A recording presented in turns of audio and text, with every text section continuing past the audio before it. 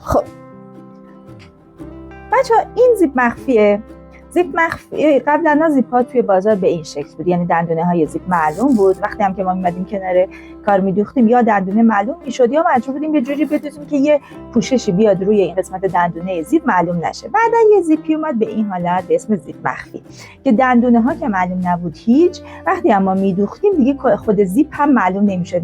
یه جوری باید میدوختیم که متوجه نمی‌شدیم که اینجا درز یا زیپ جای زیپه. خب این زیپ مخفی مدل‌های مختلف الان تو بازار داره، سایزهای مختلف داره. الان ببینید این سایزش 20 سانته و سایز فکر می‌کنم 50 و 60 هم الان تو بازار موجوده، 50 60 70 و بلندتر.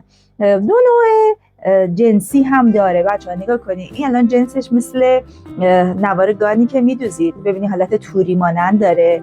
این جنسش حالت کتانیه، ببینید یه حس پارچه میمونه، ضخیم‌تره. خب این کیفیتش بهتر و یه مقدارم قیمتش گرون‌تره. اگر تونستین از این معمولا تهیه کنید. اینا خیلی کیفیتشون کمتره. یه مدل هم داریم که اصلا برای لباسای شب و عروس به کار میره و حالت شیشه‌ای داره کنار کاره. الان ما میخوایم یه زیپ مخفیمون رو بدوزیم. خب و بعد من میخوام یه نکته راجع به این سجاف و زیپ مخفی به شما بگم که ممکنه که قبلا ندیده باشیم، ولی قبل از اینکه همینجور برسیم به اون مرحله تون دوخت زیپ مخفی رو هم میگم برای کسی که اولین بارش اصلا میخواد زیپ مخفی بدوزه. ببینید زیپ مخفی رو باز میکنید، اگه خواستید میتونید ببرید این قسمتش رو بذارید زیر اتو و اتو بزنید که یه مقدار بازتر بشه. نه بدون اتو هم میتونید بدوزید. برای زیپ مخفی میتونید از پایه تک شاخ استفاده کنید که این پایه ها یا پایه زیپ مخفی فرقی نمیکنه. فقط حسنی که پایه های تک شاخ دارن اینه که بچه‌ها پایه تک شاخ خیلی لب به لب زیپ دوخته نمیشه و در نتیجه بالا پایین کردنش برای شما راحت تره. پایه های زیپ مخفی خیلی لبه دوخته میشه و ممکنه در اثر یکی دو بار بالا پایین کردن زیپتون خراب بشه. خب الان من پایه تک شاخم رو انداختم به چرخم. پایه‌های تک شاخ هم می‌بینید که چپ و راست داره، میتونید بر اساس اینکه دسترسی دست چپی استفاده بکنید. اگه بخوام زیپ مخفی رو به یه جایی بدوزم بچه‌ها سعی می‌کنم درز زیر زیپ مخفی رو اول ندوزم. خب بعد این قسمت مثلا فکر کنید این یه دامنه که من دارم می‌دوزم، این قسمت پلاستیک زیپ مخفی رو میذارم بالای کار نزدیک به درز بالا و حالا زیپم رو میذارم و شروع به دوخت میکنم. وقتی که دارید دوخت میکنید زیپ مخفی رو بچه‌ها بهتره که در حین دوخت با دستتون این قسمت کار رو هل بدین و باز بکنید، یعنی به این شکل. خب و بعد میذارمش زیر پایه چرخم. ببینید با دستم یه مقدار باز میکنم، میذارم زیر پایه چرخم و شروع به دوخت میکنم. وقتی که دارید زیپ میدوزید بچه‌ها، چه زیپ مخفیه چه زیپ ساده‌ای که دارید میدوزید، زیپ چون کش نمیاد یعنی کشیده نمیشه نسبت به پارچه‌ای که شما دارید می‌دید، حالا پارچه‌تون چه کش باشه چه نباشه، اگر پارچه‌تون کش خیلی زیاد داره حتما لبه قسمتی که می‌خواید زیپ بدوزید رو با یه نوار لقی‌گیر باید چسب بزنید و کشش رو بگیرید. اگر نکش نیست بازم با این حال وقتی می‌خواید زیپ بدوزید یه مقدار کار رو بکشید. بچه‌ها با دستم کار رو اول می‌کشم، بعد زیپ رو می‌ذارم روش نگه می‌دارم، بعد با این دستم ببینید باز می‌کنم لای زیپ مخفیم رو و به این شکل تا جایی که میتونم نزدیک به کار اصلی یعنی به دندونه های زیپ شروع میکنم دوختن. چون پایه تک شاخه دیگه خیلی نزدیک نمیشه که بعد موقعی که میخوایم بالا بکشیم زیپ رو اذیت بشیم. به این حالت ببینید من یک سمتش رو دوختم. نگاه کنید وقتی که پارچم رو میکشم دیگه پارچه من چین نمیخوره. میبینید؟ حالا بذارین اون سمت رو نکشم و بدوزم ببینیم چه جوری میشه. پارچه من اصلا کش نداره ها بچه‌ها، میبینید؟ ولی میخوام نکشم و بدوزم. بهتون نشون بدم که اگر موقع کشیدن زیپ کار رو نکشین چه اتفاقی میفته. ببینید من فقط زیپ رو نگه می‌دارم، کار رو از کار زیر رو نمیکشم.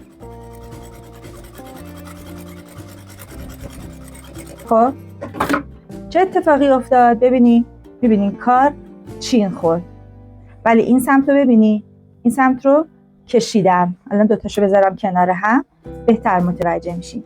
این سمت رو میبینید من پارچه رو موقع دوخت زیپ کشیدم، این سمت کار رو نکشیدم. این اتفاق میفته. اینو بشکافم دوباره بدوزم. خب بچه ها ببینیم من الان دو سمتش رو دوختم. بعد همینطور که میبینی نگاه کنی الان اینجا زیپه، ولی وقتی که زیپ بسته میشه اصلا هیچ زیپی دیده نمیشه، به شکل درز دیده میشه، به خاطر این بهش میگن زیپ مخفی.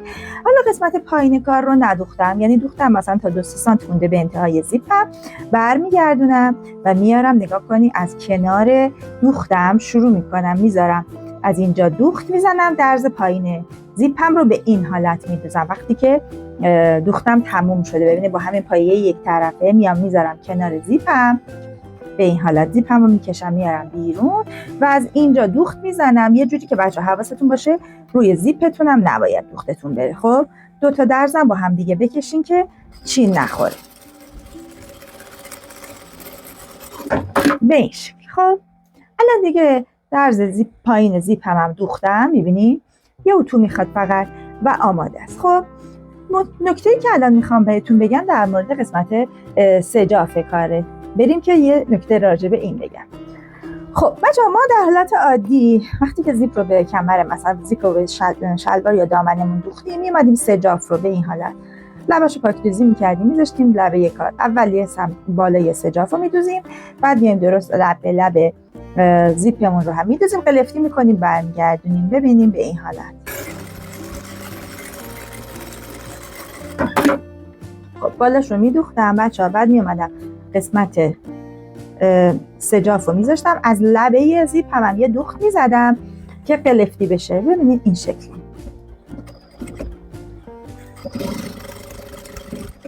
سمت دیگه کارم بدوزم، اضافه های زیپ هم میبریدم. ببینید اینایی که دارم میگم بچه همشون درسته ها، فکر نکنید که مثلا اگر به این روش دارید انجام میدید غلطه، ولی من میخوام یه روش حرفه‌ای تر هم بهتون آموزش بدم. این سمت کارم همینطور و بعد کار رو برمیگردونم. ببینید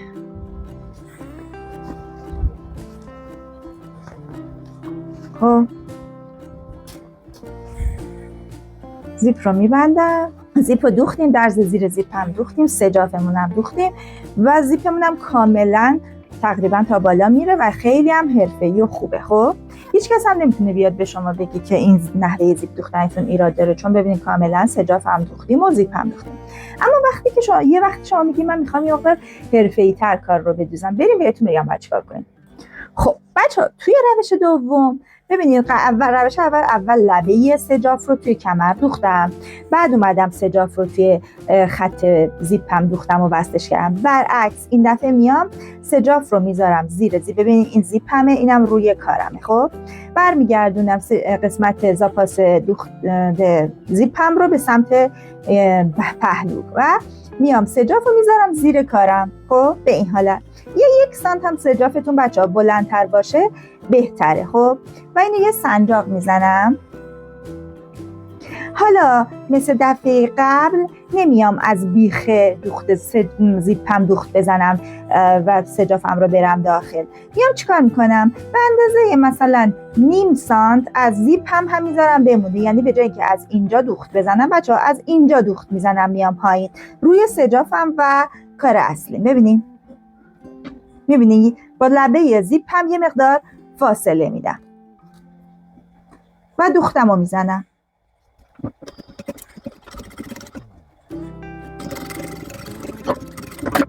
خب چی شد؟ الان یه مقداری از زیپ منم ببینید به سجافم اضافه شد. اگه قراره اینجا سجاف من باشه یه مقدار از زیپ من به سجافم اضافه شد.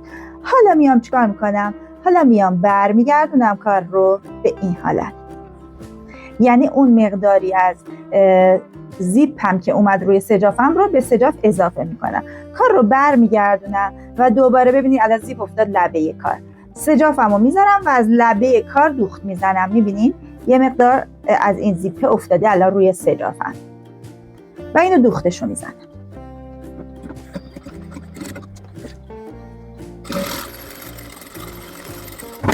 بعد از اینکه دوخت رو زدی اضافه یه بچه‌ها زیپ رو هم ببریم ببینیم چه اتفاقی میفته. حالا برش میگردونم. چی شد؟ یه مقدار از زیپ هم ببینیم بچه‌ها اومد روی سجافم. میبینین؟ از ظاهر تغییری نکرده، از پشت کار فقط این اتفاق افتاد. خب حالا وقتی که اون سمت رو هم بدوزم، خب بچه‌ها ببینین کار تموم شد. من هر دو روش رو گذاشتم کنار هم دیگه تا شما ببینید هر دو روش دوخت درسته و کاملا هم صحیحه. فقط از بالا هم که نگاه بکنید ببینید این روشی که روش دوم بود لبه کارتون صاف در میاد. این روش اول یه مقدار منحنی میشه کار. اینم از روی کار. بگین دوست دارین از این کارهای حرفه‌ای بهتون آموزش بدم، آموزش‌هایی که حرفه‌ای تره یه مقدار، و الا این کارها و آموزش‌ها هم غلط نیست و این روش‌های دوخت هم کاملا درسته، فقط این یه مقدار حرفه‌ای تره کارتون. اگر دوست داشتین توی کامنت ها حتما بهم بگین.